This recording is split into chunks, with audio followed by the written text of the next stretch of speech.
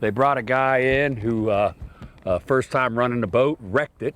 Captain Dennis New helped Queen City Riverboats build a business around the Destiny Yacht and Spirit of Cincinnati paddle wheeler. And they couldn't answer questions for the Coast Guard, and they didn't have a crew that was trained to do drills. Now he's skipper of the Anderson Ferry, and he doesn't like what's become of his former employer. The biggest thing is the safety of the passengers, and if people working there don't have a clue what they're operating, then the passengers aren't safe. These Coast Guard inspection records detail more than 50 deficiencies against Queen City Riverboats vessels, including the Destiny Yacht, which was faulted for a fuel leak, a fire hazard, and a captain who didn't know where the first aid kit was. It's a lot of deficiencies. Former Navy Commander Andy Storch operates a towing business on the Ohio River. In my experience in the U.S. Navy, that number of deficiencies, if that happened during an inspection, a ship captain or his boss, the commodore of the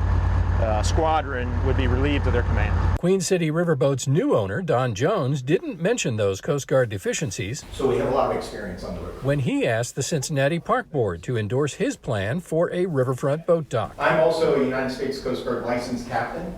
I've been a captain for 17 years with an impeccable record, spotless record. Jones wouldn't talk to us on camera. He called the Coast Guard issues routine and unremarkable in a statement provided by his attorney. He also said the safety of those who operate and ride on our excursion boats is our highest priority. A floating dock is just a boat without engines. Andy Storch thinks the Park Board should consider the Coast Guard violations in its boat dock decision.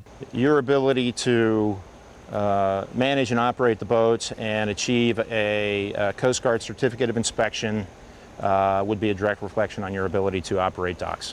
It's who they hire is what's important. New says Jones opted not to hire him when the company was sold last year, but he still thinks Queen City could operate a dock safely with the right staff. When they bought Queen City had no crew because we were in the throes of the pandemic. But it was up to them to hire a crew and to train a crew before they went into operation. That was a failure. Dan Monk, WCPO 9, I-Team.